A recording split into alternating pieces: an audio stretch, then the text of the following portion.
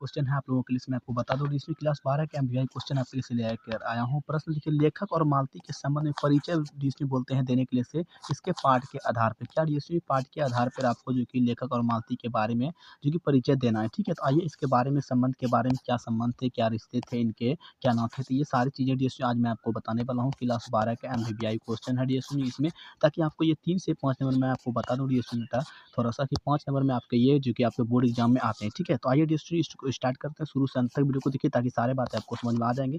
पर उसमें आप कभी नहीं भूलेंगे, ऐसा मैं आपको अभी देखिए वीडियो बताने वाला हूँ, कभी नहीं भूलेंगे और आपका 5 में 5 नंबर आपके मार्कशीट में आ जाएँगे। शुरू से अंत तक सिर्फ़ इस वीडियो को देख लीजिएगा, ताकि सारी बातें आपको समझ में आ जाएँगी। इसके बारे में परिचय के साथ-साथ इसका जो संबंध है वो भी देने वाला हूँ। तो चलिए स्टार्ट करते हैं वीडियो को। तो एमबीबीएस सब्जेक्टिव प्रश्न है मैनचेस्टर स्टडी सेंटर में, जिसमें आपका स्वागत है। क्लास 10 और 12 मैं दोनों पढ़ाता हूँ। ये है 12 का यहाँ से एमबीबीआई क्वेश्चन है, सब्जेक्टिव क्वेश्चन है, विषय हिंदी है।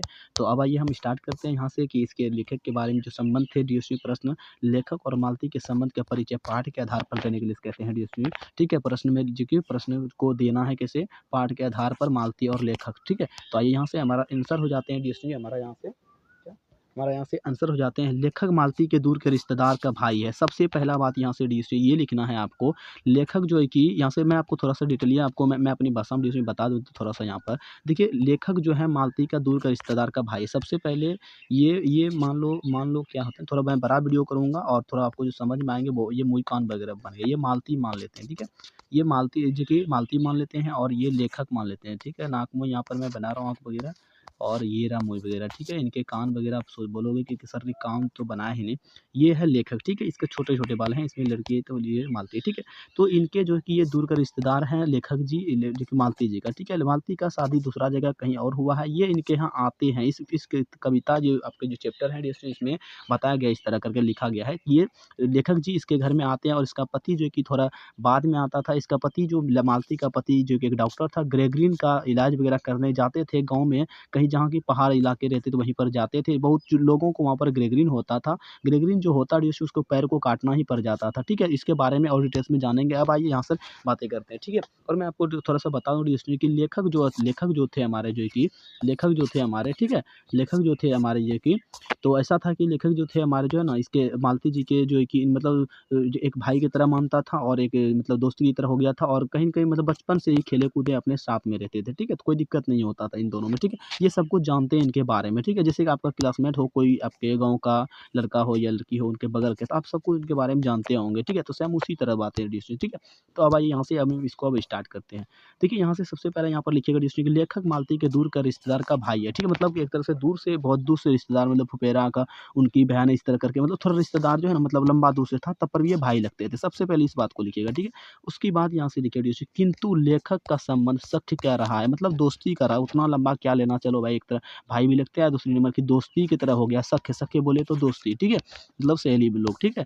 तो इस तरह करके हो गया लेखक और यहाँ पर देखिए डिस्ट्रिक्ट, लेखक और मालती बचपन में एक साथ जो कि इकट्ठे खेले हैं, ठीक है। इकट्ठे बचपन में जो कि खेले कूदे हैं, ठीक है। तो यहाँ से ये हमारा होता है डिस्ट्रिक्ट, इस तरह आपको लिखना है, कभी नहीं भूलना है। मैं आपको जो बता रहा हूँ डिस्ट्रिक्ट, कभी आपको भूलना नहीं।